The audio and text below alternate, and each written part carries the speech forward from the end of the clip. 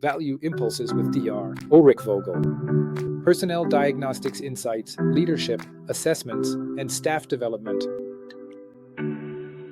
A very warm welcome, dear listeners, to our second episode in our series, which we've called Leadership in Hospitals in 7 Steps. Steffen Köhler and I, Steffen Köhler from the Southeast Bavaria Clinics, have set out to cover this in 7 manageable steps. Or you could also say, tackling the topic of leadership in hospitals in 7 league boots. Just to dig into it a little bit.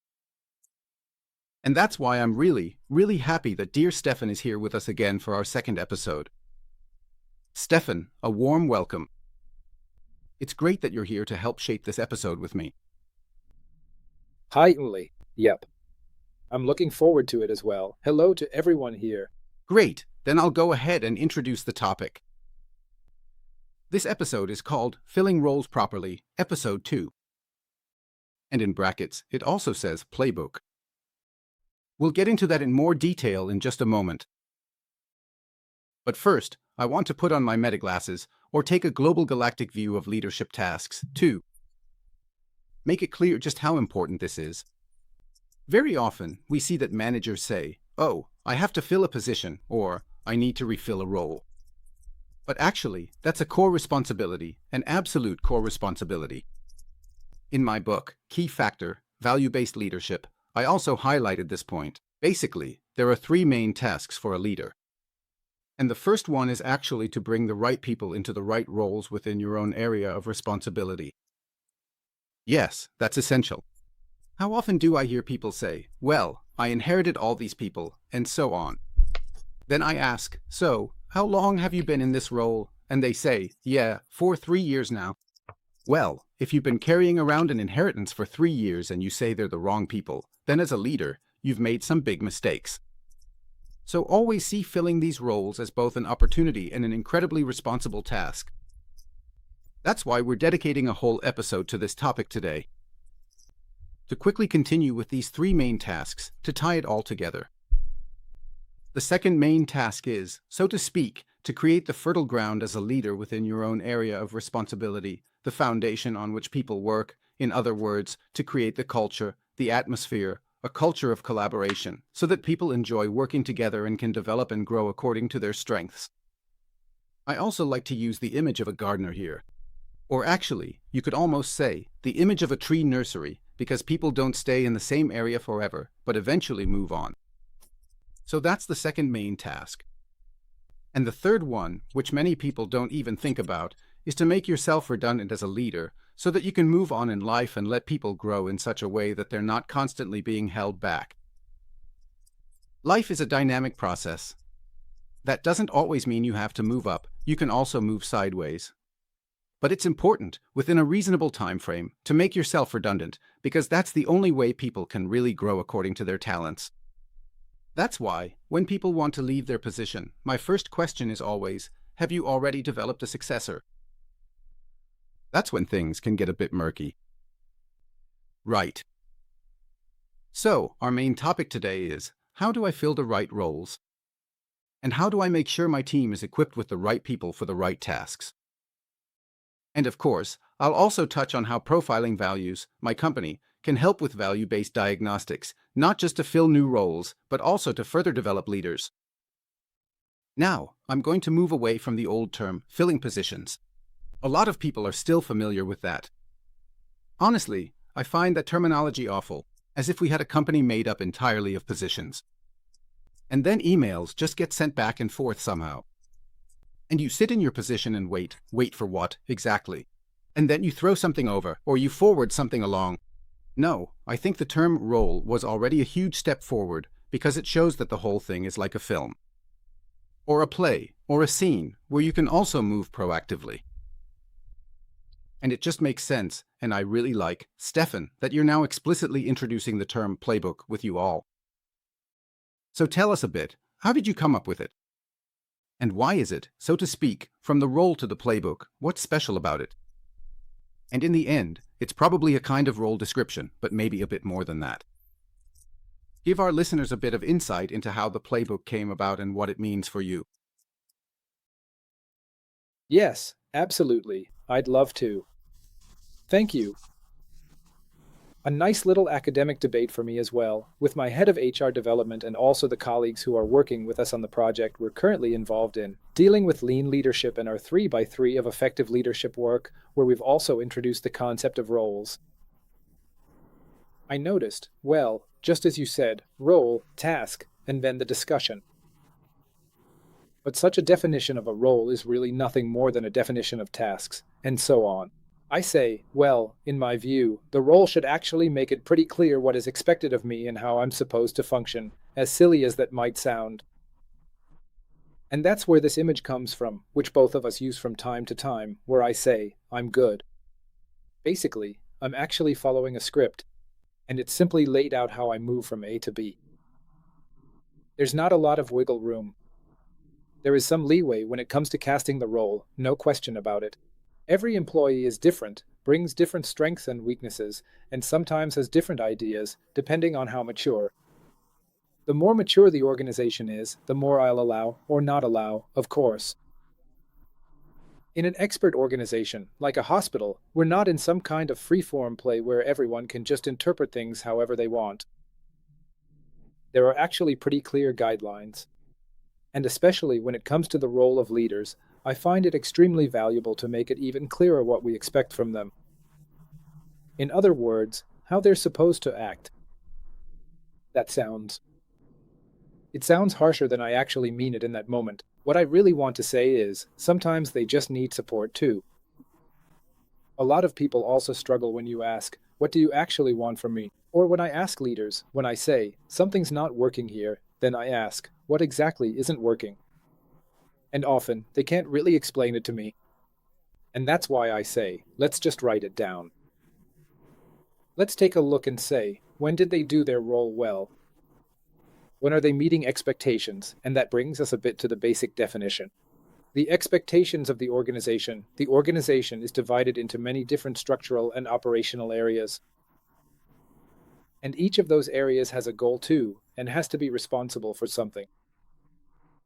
And they have to be accountable for that too. And I think that's something people need to understand clearly. And when it comes to a manager, I give them a rough framework.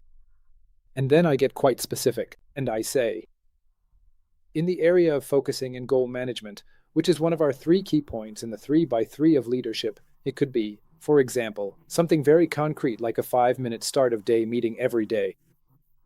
Or, in nursing, actually making use of the team board. Or, if needed, asking which patient needs special attention. Of course, I have a role to play in managing that. I explain why that is. If it's necessary, instead of just saying, please make sure the documentation is complete, I say, proper documentation ensures quality and protects us if something serious happens.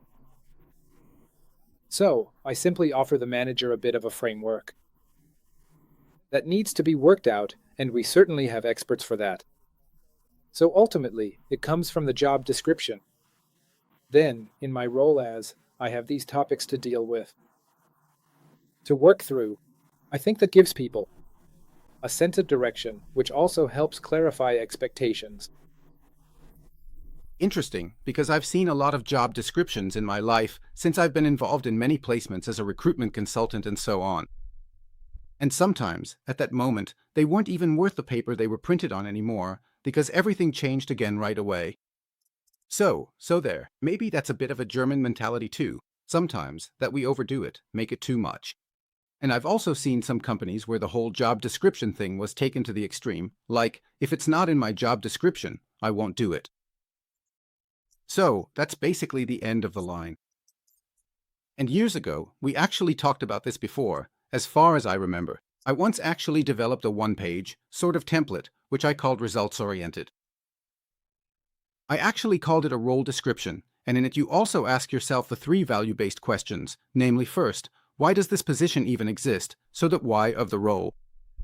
And you should be able to sum that up in 1 sentence, what the value contribution to the company's success is.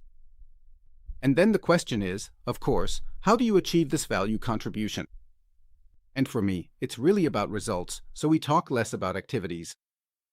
It's not so much about what someone does, but rather about what should come out of it in the end. That's basically the how in terms of main results, and then there's the what. What partial results do I actually need in order to achieve the main results? And I think you can sum that up quite briefly. You should keep it brief, and you really should keep it brief, but as you said, ultimately it's about managing expectations. So, what does one person expect? What do they want to perceive? And what do they actually perceive in the end? And if that's not managed well, then conflicts are basically inevitable. And you wrote it down really well beforehand. So, it's about making sure roles are filled in a meaningful way. That means abilities and responsibilities need to be clearly defined. And if I bring the term results into it, I think it becomes clear that it's not about creating a massive playbook, but about getting the essentials right. And that has to fit the context. But within that, everyone should be able to express themselves with their own personality. Like you said, if the script says, a man crosses the street in pouring rain, it's obviously different if George Clooney does it, or if it's Arnold Schwarzenegger or Leonardo DiCaprio. You need to be aware of that, of course, but the script still stays the way it is. And maybe, to bring in profiling values in a broader sense, that's the reason why we have our so-called position analysis tool there. So it's a way to practically incorporate and calibrate the job requirements, the role requirements, so that you can directly match the person right from the start. So in diagnostics, it's not just about saying, yes, this person is wired a certain way, and this is how they're currently doing, but also being able to say, yes, projected onto our requirements profile, projected onto the playbook we have for this role, we can see strengths here. Or also areas for development. May I just quickly say, that is a really, really valuable point. That's also a bit like, maybe just a little bit, we're allowed to look through the binoculars as well. And that's definitely something we keep in mind, because of course we're familiar with this analysis tool. But to make it valuable and useful, I really think that, in addition to the job description, you also need these expectations and these specific topics. Because that's what really defines the employee in the end, what they bring to the table. And that's exactly where we're active in value diagnostics, of course, and then I can also see where their strengths and weaknesses lie. And how do I match those up with the expectations I have? And that's definitely a thought, to use that as a kind of launching pad and fill it in better. Then the matching will be better as well. Yes, so that you also include suitable methods in the process. And that actually leads right into my next point, because earlier in our pre-interview you mentioned that there are certain units in your organization that handle recruitment very independently. And that's a good thing, because you can't take care of everything at headquarters yourself. But I think it's important that the people who are consciously involved in personnel selection, the recruiting in the sense of, where do I even find people, so that I can actually make a selection, that's a whole other topic. But the people who then take on the responsibility for personnel selection are often not aware of what actually needs to be done and what you really need to pay attention to. So, just to put the question out there, what makes for a good role placement? What makes for a good role placement in a hospital, for you as well? If you think back over the past few months and maybe some positive examples come to mind where you'd say, hey, that really worked out well. And what do you think the reason was? Of course, there's always a bit of luck involved too, that's clear. Or maybe, where you'd say, things got pretty bumpy, but yeah, we managed to pull it off. Or of course, sometimes things just go wrong. After all, we're not dealing with machines here, but with people, and there's never 100% certainty. But that doesn't mean you shouldn't do everything you can to make it as good as possible. That's when people sometimes twist your words and say, you can't do it 100% anyway. And so, it doesn't really matter, let's just give it a try. But that's not how it works, of course. But if you look at your own experience, and you've been with your team for quite a while, what makes for good casting? Maybe you could share a few examples that come to mind, Steffen. So, in my opinion, good casting definitely means that the casting is strengths-based, meaning I can also delegate responsibility if the person filling the role actually fits that role profile and can really thrive in it. That's something I need to be able to see. They need to embody the values, and if it's a leadership role, they need to be decisive. And those are the things I expect. I firmly believe that if we base things on our playbooks, we take a closer look at the qualities and the way the person we're considering can actually play that role, rather than just seeing it as a simple, routine task. Because then we're much more focused on the how, and that's exactly what we want, to focus on the how. And for me, that's a kind of bridge, because then I'm looking at the person more from the perspective of their attitude. Because the fact that they can do it should really already be clear from their certificates and from what they've reported about what they've done so far. So, if it's a doctor, for example, they can show how many procedures they've already performed or that they've done them well. I just take that as a given. And serious ones too, otherwise, they'd probably already be in jail. So, that's maybe clearer for me, but the way they fit into a team, the way they interact with patients, those things matter too. Seeing how they embody our values, but also seeing that they're able to function well in the fairly fast-paced environment we now have, that's important as well. Also, being able to stay within those time frames, to stay centered, and to give each patient the feeling that, despite the relatively high flow of patient care, in that moment, they are the only patient that matters, and that's exactly what our colleagues do. That's why we pay attention to these things right from the application process. There are some really great examples where I'm actually asked, from an HR perspective, if all the candidates are very similar in terms of their professional qualifications, who might stand out a bit more when we look at the profiling. In fact, we've already been able to draw on this for 1 or 2 hires, and we were very satisfied with the results.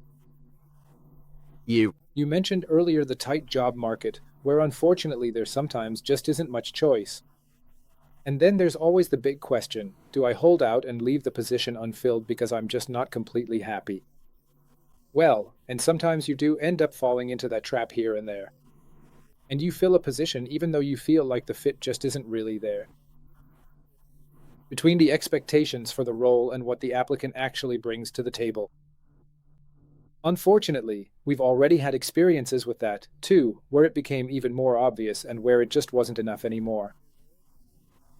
With our profiling, we want to address that and kick off development from there. That's how we ended up working together back then, with you and your company, saying, we can't just hand out staff development measures with a watering can approach. A lot of people already have prior experience, and the profiling really helps us see where we're already fully in the role, in terms of competence. And where are we not there yet? Not quite yet, right, and then we can work on those gaps. That's exactly our goal. Yeah, sometimes it just isn't enough. Then the gap is too big, and of course, you end up paying dearly for it. That's frustrating. It's a learning experience, tuition, so to speak. That does happen, but at least you can pinpoint it. Then you can learn from it next time. We've had that experience too, and all the more, I'm glad that the board members also stand behind it. With this tool, because ultimately it contributes to that. It keeps things clean from a team hygiene perspective. Bringing in new colleagues. With the tool, we can also pay attention to what qualities and characteristics are present, and which values work well together in the mix, and which don't.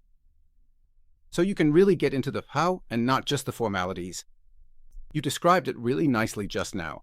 That's more, so to speak, the brain and rational function and the hand function. But how that actually gets filled in is a different story. And just to come back to that again, with the mishires. If you're interested, we have a mishire cost calculator on our website at Profiling Values. You can quickly get an idea of just how expensive that really is. But I always say, that's just money. What can happen in teams, even with toxic situations, and so on, is a whole different question. At that point, you can't even put a price on it anymore. It's really, really tough. That's why I say when. When it comes to leadership positions, that's really where you can't just say, let's just give it a try, we don't have anyone else. In my opinion, you really have to be able to tolerate leaving the position unfilled. And in law, my first trainer once said, in consulting, they always say, in dubio pro reo, which means, when in doubt, for the accused. And in personnel selection, it's the other way around, in dubio contra. Against the applicant in this case, it's just important to be aware of the risk. And sometimes, you don't just get collateral damage, but you can end up with really serious consequences, like when an entire team falls apart or similar things happen.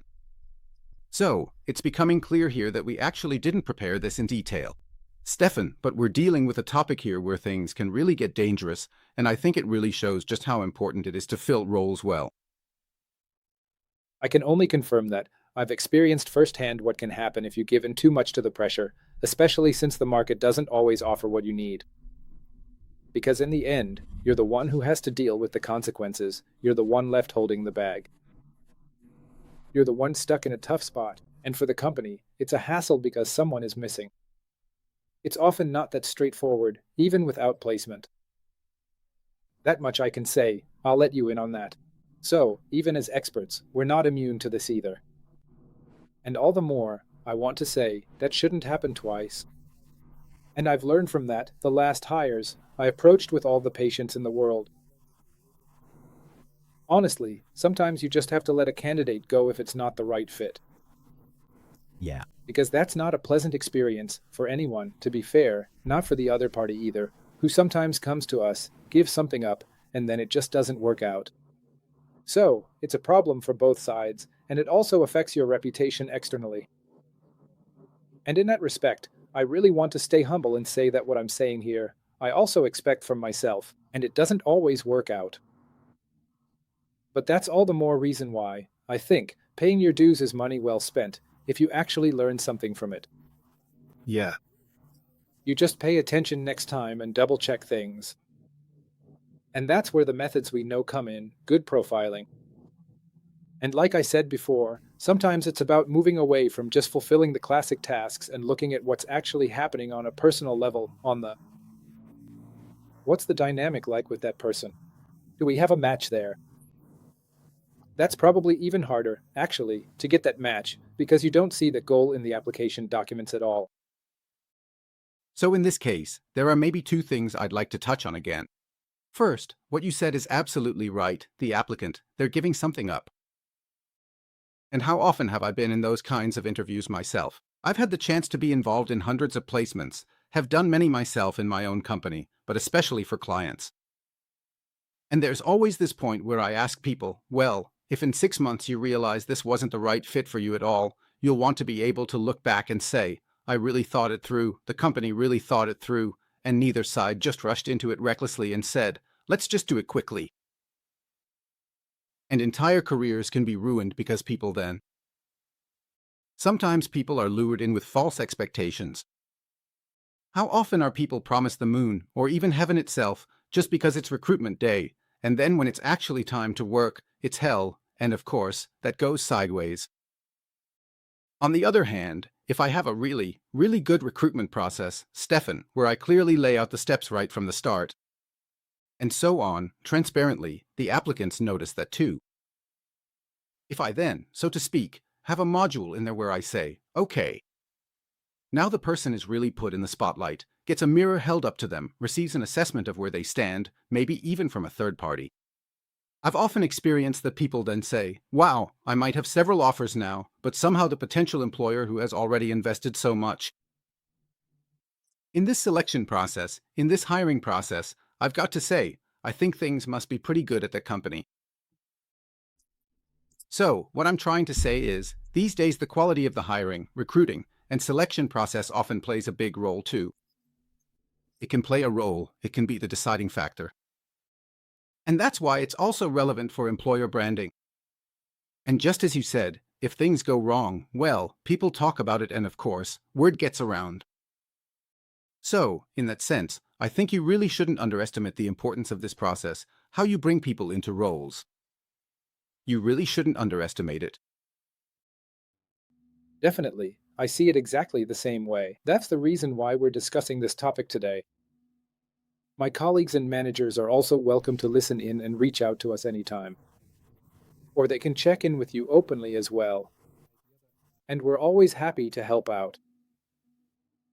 It's always worth putting in the effort when it comes to staffing if you're well set up in that area. By the way, that's increasingly true in sports as well. We've used such systems to get the right match, so you don't end up taking unnecessary risks. The mental aspect is also important there. And with these kinds of methods, like profiling values, we also measure how the self is set up, how the mental side becomes clear. So I think we were able to get across just how important this is. It's not rocket science to set up a really good recruitment and selection process. But it's anything but trivial. And I think we managed to convey that well. And thank you as well for being able to illustrate that so clearly from a hospital perspective. And me, a bit from my own recruitment experience over more than 25 years. But I don't want to finish without giving a preview, Steffen, of our next topic, which we'll be discussing in episode 3. That one's all about leadership as a relationship. So also about emotional intelligence, which plays a role here. So feelings are part of it too. And that might seem a bit strange for many functionally minded leaders, but it's absolutely necessary and, at the end of the day, also fulfilling. Dear Steffen, thank you so much for joining us in today's episode, focusing on filling roles, the very first and truly important leadership task. Thank you for being here. I'm already looking forward to our 3rd episode together. Thank you so much for having me. I'm looking forward to it as well. Until then, all the best. Yeah, see you then. Bye-bye.